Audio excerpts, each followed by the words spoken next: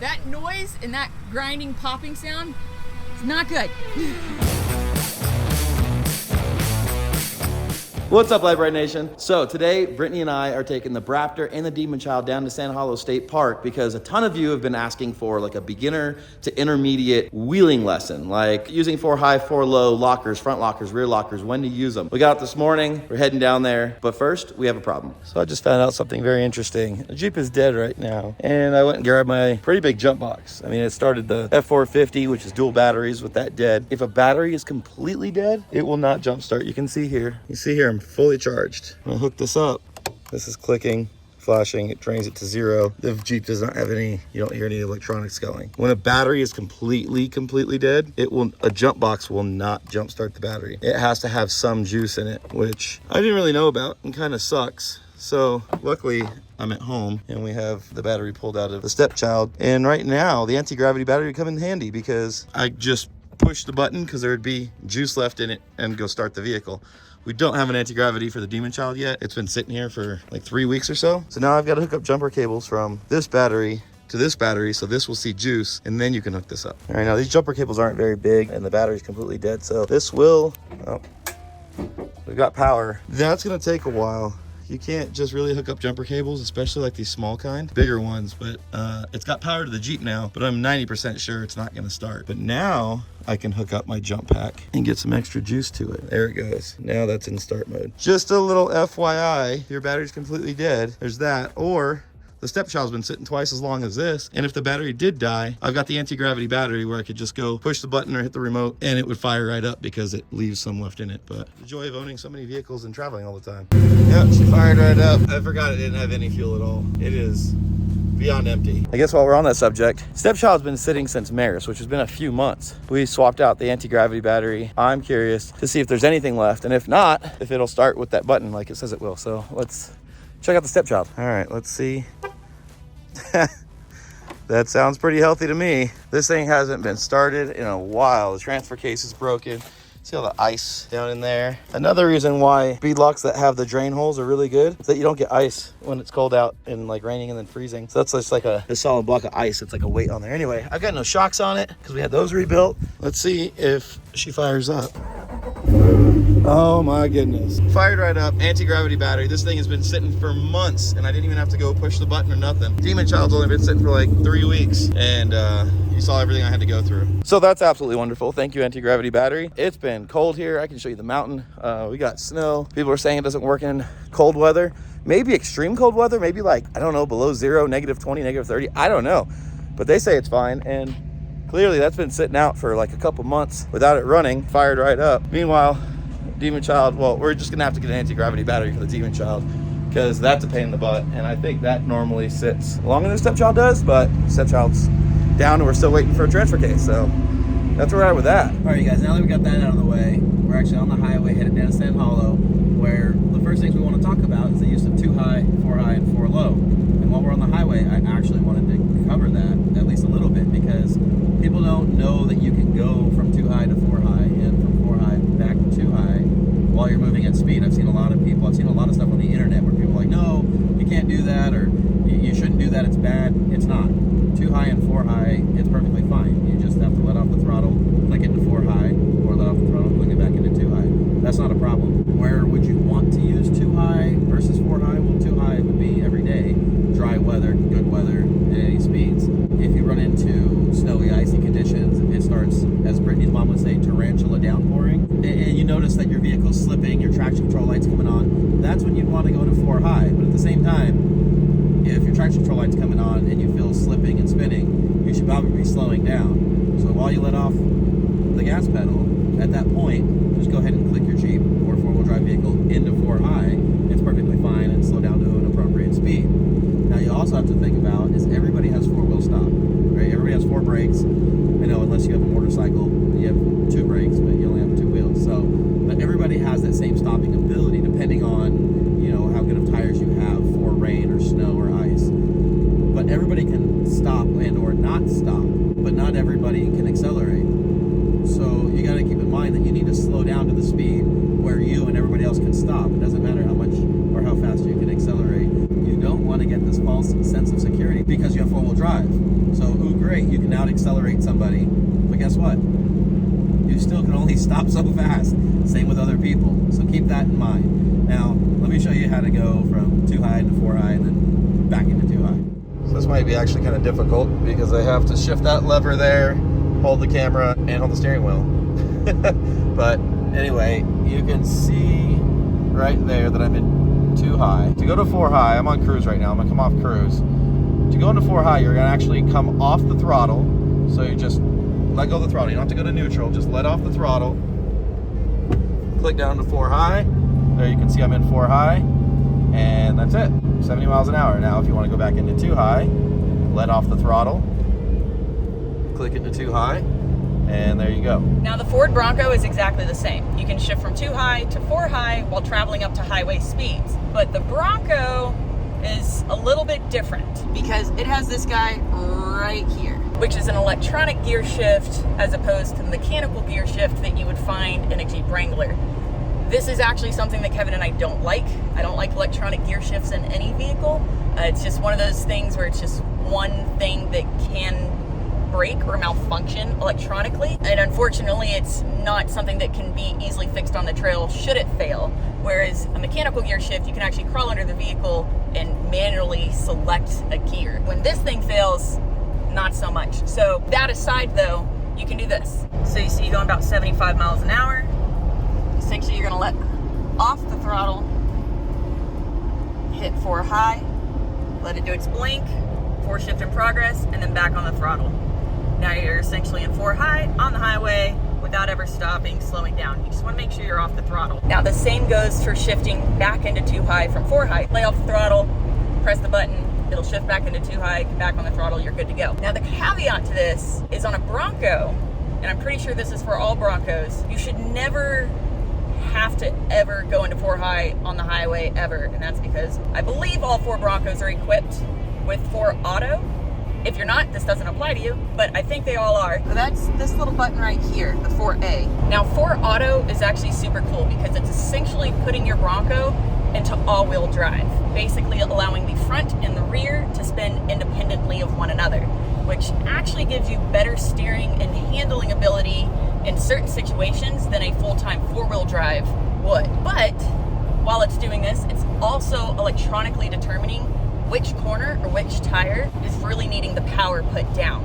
So in certain situations where you might have loss of traction, the vehicle can actually electronically determine which tire might need more power and put you in essentially 4-wheel drive for that moment. So what 4 Auto is doing, it's giving you the best steering, best handling, and best traction that you could possibly have at any given moment. So with that being said, if you have a Ford Bronco and you're driving in inclement weather, 4 Auto is absolutely what you should be selecting over 4 High. 4 Auto 100%, like I said, will give you the best possible driving control and steering control at any given situation. And switching again from 2 High into 4 Auto works the same way. You can do it at any time, at any speed. Just lay off the throttle, press the button, let it swap, get back in the throttle, you're good to go. So now that we got that out of the way, let's get down to Sand Hollow, air down, and start going over the basics. Now we'll get more into 4 High and 4 Low in just a minute, but first things first, we've made it to the park, which means we need to put our flags on because they're required here, and we need to air down. Peanut, come here, you little sh**. She squeezed through. Come here. Hey, come here. Come here. Come here. You got through there. You can get back through. Come here. Come here. We're still working on the recall. She's a little stubborn. Also, I think she's trying to figure out if I made it through, how do I get back? Come here. Don't make me reach over barbed wire for you. Come here. Peanut, come here. Come on. Come here. Come on. There you go. And attack. Anyways, as far as airing down goes, we get this question a lot. What should I air down to? What PSI? It's all relative. What brand of tire are you running? How heavy is your vehicle? Do you or do you not have beadlocks? All of that kind of matters. A good rule of thumb that we use is if you do not have beadlocks, 15 PSI is what I say would probably be the lowest-ish you'd want to go. And the reason for that is, remember, the lower your PSI, the higher the likelihood that you'll debead a tire. So just keep that in mind. Now for beadlocks, the world's kind of your oyster. Go as low as you want. But again, keep in mind, unless you're running dual beadlocks, you can always blow that inner tire. It's possible. We've seen it happen. So Just keep it in mind. And by blowing the inner tire, I mean popping the inner bead of the tire. Yeah, that. And if you guys are wondering what's up with my hair, I kind of had a little emotional damage from all the comments about me being short. So now I'm pulling one out of Ian Johnson's book. Yeah, I'm pulling one out of Ian Johnson's book. And look, I'm taller than Brittany now. He's gained like an inch and a half in hair. So there we go. Now I'm 5'8.5" instead of 5'7". Anyways, Boom. for example, though, as far as tire pressure, in the Demon Child, we've got about 9 PSI in the tires right now is what we've aired to. And in Plan B, the Bronco Raptor, we're like 13. Yeah, and keep in mind, the lower you air down your tires, the less diff clearance you're gonna have. Yeah. I did that a couple times in the Demon today when I was talking. I need some water. I got cotton mouth or something. Not for that reason. I don't do that. Cotton mouth. Look at her. What? Just look at her. Just come here before you get run over. I didn't get the cottonmouth reference. So now that we've left the pavement and we've aired down, go ahead and click her into 4 high, and that's where you're gonna stay until you reach an obstacle.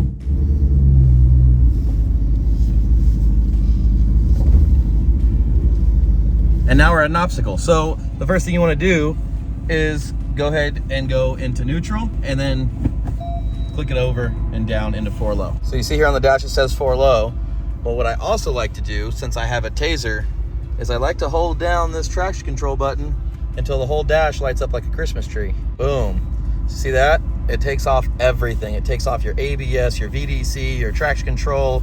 It disables literally everything. Now, the reason I do that is because it gets rid of everything. I have no more analog brakes. I have no more any traction control. And a lot of times what happens in 4 low, even just with the traction control off, because it automatically turns the traction off, you still have a thing called VDC. It's like vehicle dynamic control. And if you start spinning wheel and sliding sideways, sometimes it'll cut power, which could be terrible. You could flip because it's cutting power when you don't want it. So when I hit that, now I don't have any nannies. Zero. It's like being back in the dark ages on the good old Jeeps that don't have any electrical intrusions. And so that's what I do every time I go off-road. Now if I shut the vehicle off, turn it back on, everything will come back on again. And then you have to hold down the button again. So don't forget to do that if you shut your vehicle off. But also, when you get back on road, you probably want all your stuff back. Also, almost forgot, because it's pretty ingrained in second nature to us, but front sway bars. The moment you go off-road, disconnect your front sway bars. Gives you way more comfort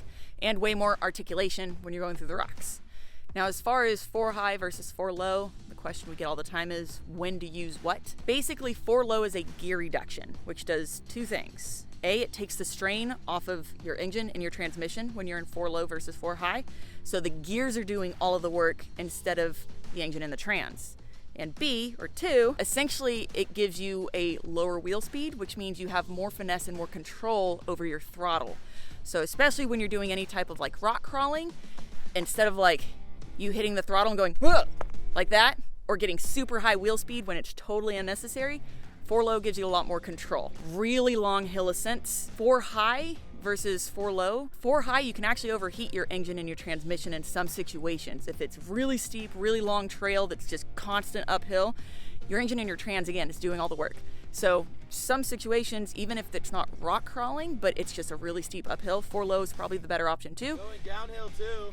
And going downhill, 4 low. So you're not using your brakes the whole time, you're letting the gears do all of the work. That's the whole point. Lets the gearing take the brunt of all of it rather than everything else. Now when I'm approaching an obstacle, got it in 4 low, I always go into manual mode. I go into manual first gear. That's gonna give you the most torque available. It's not gonna run. If you leave it in drive, what could happen is you could be going up this rock obstacle, you need a little wheel speed, and then like it shifts gears, it shifts to 2nd or 3rd gear.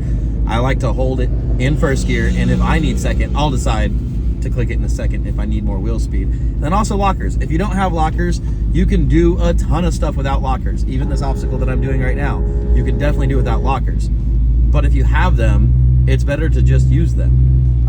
And that's just kind of my rule of thumb, is like you have this tool, use it. It's like not disconnecting your sway bar. Why would you not disconnect your sway bar? It doesn't make you any better.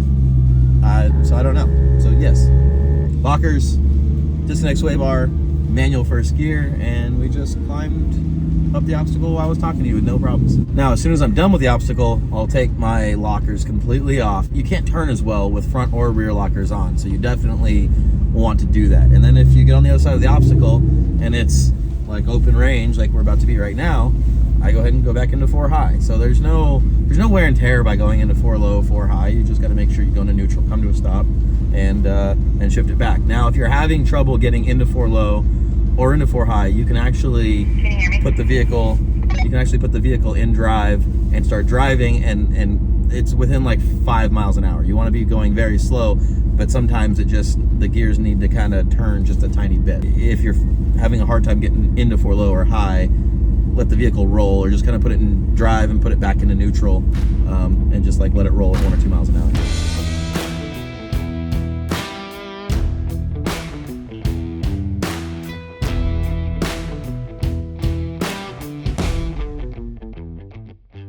Now, I like to try to crawl things first.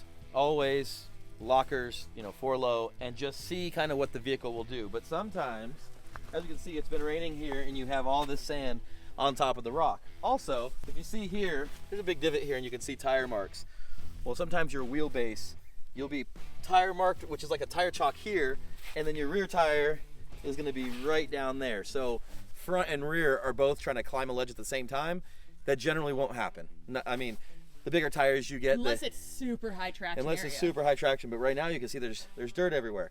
I'll still try to climb it and crawl it slowly, but kind of sometimes what you have to do is you're gonna have to come down, back up, and bump it. Now, bumping it. Yeah. The Moab bump is like the first thing that we heard of years ago. You bump it. You give it some, you back up, you get a little run up, give it some gas. But once you feel it bump up and over, you get off the gas. You get on the brake more than likely, or you just get off the gas and slowly feather the throttle. I see people, you tell them to give them the bump, give it a bump, and they'll come back and they just send it and just stay pinned up and over. The whole way. And you have people filming, you have dogs, you have kids. No, the bump is just that. Just to get you over one part. But you stay in the gas until you feel it bump up and come over, and then you let out the gas. Because some people also bump and come off the throttle. As soon as they hit the bump, you still need to get through it first. And that's probably the biggest problem as a spotter that I see almost everyone do, is when you tell someone to bump it, and they give it throttle, and they feel the tires hit the portion of the obstacle that they're supposed to be bumping over. They feel that initial hit, and they get off the throttle. I assume they think that they've made it past that portion, and they haven't. And then you get off the throttle, you've lost your momentum, and then they realize they're not over it, and they're still spinning tire, and then they'll get back into the throttle. It's too late. Yeah. It's too late. You've lost your momentum, and it doesn't mean full send smash. It's usually a baby bump where you just give it enough throttle to keep your tires at a solid momentum through that portion of the obstacle, and then you let off the throttle. If you need to get on the brake a little bit, you can. Don't smash the brake, let off and smash. So do you want me to try to do it wrong for video? I think so. Maybe we'll try to show you a few different bumping scenarios and maybe I could probably do it all right here, but I gotta try to do it wrong. Okay. Yeah, right, let's try it. That way you can physically see what happens to the vehicle, your momentum, your speed, and see the proper way versus the other. Okay, so Kevin's basically just gonna crawl first. We're gonna see what the tires do, but I'm pretty sure they're gonna spin once he hits that portion right there. Yep. So you can see exactly what he said. These back tires are trying to climb at the exact same time that these front ones are trying to climb this ledge. And it's slippery enough that just crawling isn't quite gonna do it. Now you can wiggle left and right, try to find an area that gives you traction. So you just move the steering wheel. However, if that doesn't work, or you're in an obstacle where you have very limited left and right motion due to a ledge or something, you might need to bump it. We know we need to bump it just to get past that ledge with the rear tires and just this ledge with the front tires, and that's it. We don't have anything over here we need to keep full sending throttle for. So we're gonna try an improper bump first. It might actually be difficult for Kevin to attempt this, but he's gonna give it a go. There you go. That was actually a really good example. It feels weird. So I know I'm supposed to stay in it, but coming off the gas and then it makes it worse. You saw the whole Jeep slide to the side, and I'm like, oh God. He's fighting all of his instincts right now in order to do it improperly for the sake of you guys and showing you this. When you watch that little clip, you'll notice you hear him get off the throttle right as he touches that bump. The car kind of bumps it, he lets off the throttle, you lose your momentum, and then when he gets back into the throttle a little bit, you're just spinning tire. You'll feel the first bump where it hits that little ledge, and then you want to stay in it a little longer until it's up over that ledge. All right, let's see if I can do it right. Then you want to get off the throttle. So now you want to see if you can do it right. Now he's going to do it right. See, so he stayed in the throttle until he knew for a fact both the front and the rear tire was past where it needed to go, and then he eased off the throttle. And you didn't see that he eased off the throttle and then slammed into the brake. You didn't see a car lurch and then slam to a stop. The ultimate goal anytime you're off-roading is being smooth. We'll get into two-footing here in just a second, which infinitely helps with that, but you want the vehicle to be as smooth as possible at any given point. When you're starting, when you're stopping, when you're crawling, the smoother it is, the less jerky, the less weight transfer you have, and the less likely that you'll slip offline, you'll lose traction, stuff like that. Now, another very basic thing you want to do is look ahead. Whether you get out and come walk it like we did and look at it, or just paying attention to the vehicle in front of you, seeing where their tire placement was, and if they went through very cleanly, just follow the leader, right? Follow the person in front of you. But it's really good to get out, scout it, look at what's on the other side of the obstacle, use your front-facing camera, but look at it first. That's the first thing you want to do. Get out and scout it, especially if it's a big obstacle like this. Now keep in mind, everything that we're going over, it doesn't matter what type of vehicle you own, it's relevant as far as off-roading goes. Could be a Bronco, could be a Jeep, could be a 4Runner, Toyota, an FJ Cruiser. It really doesn't matter. If you're taking it off-road, all these are great, helpful tips, trips, hints to make sure you get it through the trail safely. All right, so at this point we know it's gonna need a little bump, so Kevin's just gonna send it, do it properly in the Bronco. Or not. But everything is a learning point. So the Bronco has 37-inch tires as opposed to the 40-inch tires. They're all-terrain tires as opposed to mud terrains. And so what that means is we're gonna need a little bit more speed than what he just did. That's all that was. Not enough speed. So now we're going to adjust our bump with a little more throttle. And belly skid, but perfect. So same thing, obviously, a little more throttle, got him up and over. We weren't sure if the belly was gonna clear. Clearly it didn't clear perfectly, but it still skidded past, so it was just fine. Now, if you had gotten to that point and your skids had caught and you killed your forward momentum and you couldn't get past it, two things. You can send it a little harder to get past that point as well, or you find a slightly different line or a different way around so that you're not hitting the skids too hard. It is a little bit different driving an IFS versus solid axle and 37s versus 40s. So getting in one and then driving the other, like, I'll get it, but like might not be first try. Now, another pretty common scenario we want to kind of talk you guys through too is a situation where you're going to have all of your pressure on two tires, and as you creep forward, you'll notice you've got two tires that start spinning a lot, right? That right there where it's unka, bad. Very, very bad. That's how people break stuff. That's how you break stuff. Now, this is a very mild, like the most mild case of this type of scenario, but we see it all the time where people end up with a super flexed out rig. You've got traction on two of them, but you're unlocked, and so all your power is going to the two tires that aren't touching the ground or not touching the ground enough to give you any traction. Anytime this happens, turn on your lockers. It doesn't have to be front and rear. Come to a stop first. Don't just full spin until you catch and then grab and go. You'll break stuff that way. What if you don't have lockers? If you don't have lockers, you take a different line. Full free spinning like that and that hopping is not good. You're just gonna snap something.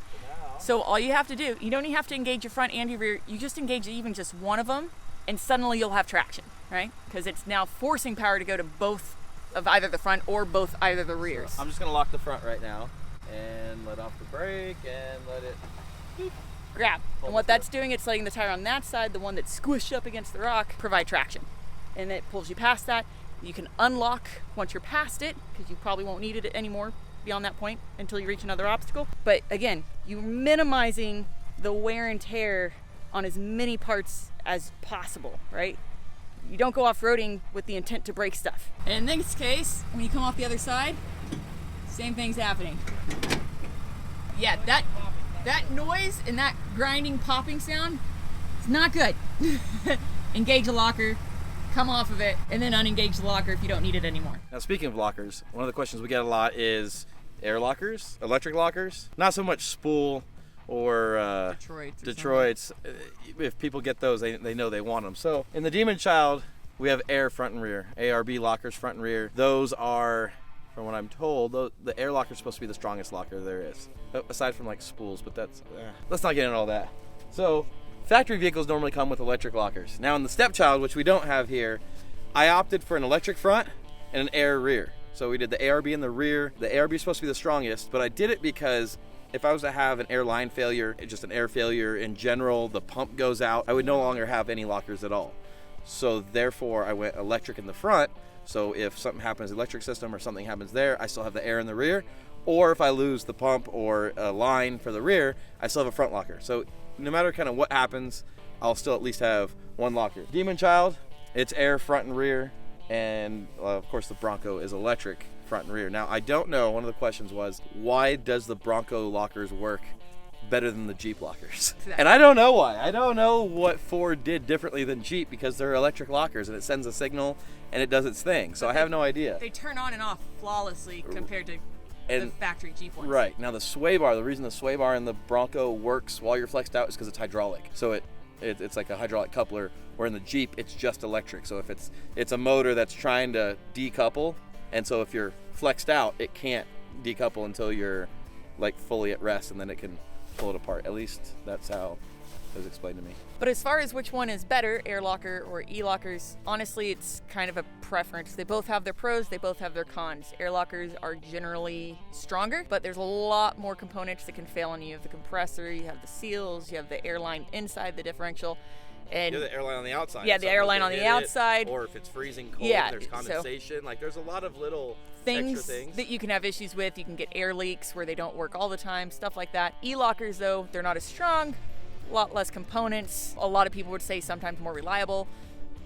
It's kind of preferential, honestly. Or you could go like we did in the Bomber.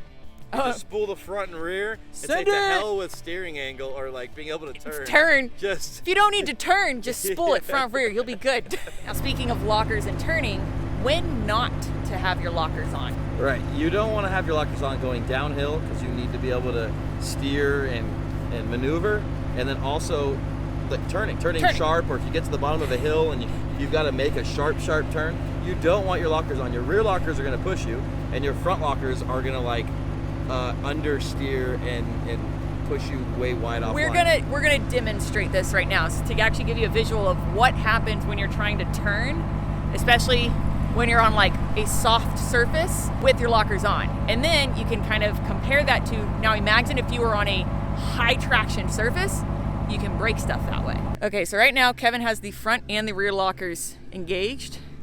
And watch these first. See how the front lockers are essentially understeering big time. He's going way wider than he should instead of tracking around. And now he has to back up and try again. And we'll demonstrate it here again too. So watch, he's gonna still try to turn.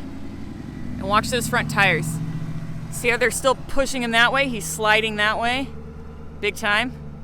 He's tracking really wide instead of being able to just and take a turn. Okay, now we're gonna have him do all of that again, but with the lockers completely off so you can see the difference. Oh, crazy how it actually turns. The vehicle's essentially going exactly where he's turning the wheel. It's not pushing. Now here you might see a teensy bit, but that's only because it's downhill weight-wise, but see how he's still able to turn exactly where he wants to go. It's not tracking crazy wide. You can see the difference in the turning radiuses there. Okay, so now why is this? Why does this happen? So with your front and your rear locked, you're essentially forcing all four tires to spin at the exact same rate of speed, right? But when you're making a sharp turn, you don't want all your tires to spin at the same rate of speed. Your inner tires are going to spin slower because they have a smaller radius, right? Because they're on the inside of that circle you're making. And your outer tires are gonna spin a little faster, right? To hook you around that outer diameter. They have more distance to cover. By locking them, you're forcing them all to spin at the same rate of speed. And that essentially is what limits your steering capability when you're locked. If you're going downhill and you have a sharp turn at the end, you don't want your tires to be locked. You want your ability to steer. The only time you really need lockers engaged if there's a traction issue. If you're just making a corner, you don't want your lockers engaged. Especially if you're not in sand, but you're on a really high traction area, because now what you're doing is I don't know if you've ever heard a welded diff make a corner on a parking lot or on concrete, and it goes "Arr, arr, arr, arr, arr," and it chirps. That's because one tire is essentially hopping because it's trying to spin at the same rate that it needs to hook around a corner. It's the same thing. If you're on a high traction, you can break stuff if you're not careful, if you're locked when you don't need to be. So ultimately, oh my God. Oh my God. Peanut butter. What are you doing? Oh my goodness. Goof. So ultimately, She's gonna be pooping glass. So ultimately, when and when not to use lockers. Downhill, you're not gonna use your, actually, if you have lockers, use them. If you don't have lockers, don't use them. There you go. No, I'm joking. So if when you're climbing an obstacle, yes, you can be turning and be at lock and do all that on an obstacle. But when you're just driving down the road, or you're going downhill, or you're in between obstacles, keep them off, right? Like, keep them off. And especially when you start to get, if you're turning downhill and your tire's hitting, you want to unlock. You don't want to bind that up. So basically, uphill, up obstacles is kind of where you want to use your lockers when you're not turning. And this is a basic rule of thumb, but it's probably one of the most common questions we get is when to and to not use your lockers. So basic rule of thumb: uphill, sure; downhill, turning, no. Okay, so weirdly enough, I feel like we haven't really covered hardly anything as far as off-roading goes, but at the same time, I feel like we've also covered a lot of information. We're gonna sort of wrap this up, but one thing I do want to mention before we kind of close the video out is two-footing. And we're not going to demonstrate it because I don't know if you guys are interested in it or not, but I will say it is probably one of the most useful techniques as a driver, outside of like just basic throttle control, that both of us use when we drive, me and my buggy, him and all the other rigs.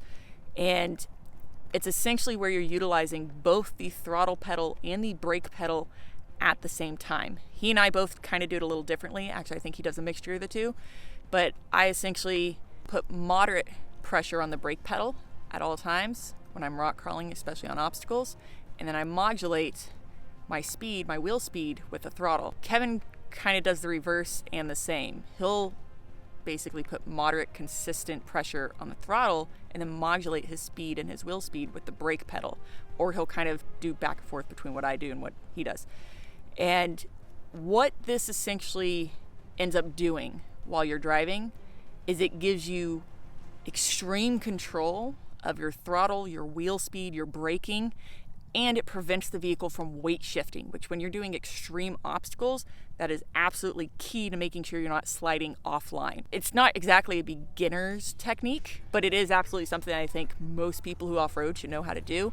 If you guys are interested more in us kind of demonstrating this and going more in depth about this, we would love to. Just let us know in the comments below. But in the meantime, thank you so much for watching. Please don't forget to like, subscribe, and share. Remember, you can find all of your Lite Brite Nation merch and decals at litebritstudios.com. As always, we love you. And we'll see you next time. And we'll see you next time. Bye. Bye, guys. And I'm gonna chase it. And I'm gonna chase it. I know we can't be All right, you guys. Now that we got that out of the highway. So now that we've left the pavement, the pavement. Yeah, and keep in mind, the lower you air down your tires, the less diff clearance you're gonna have.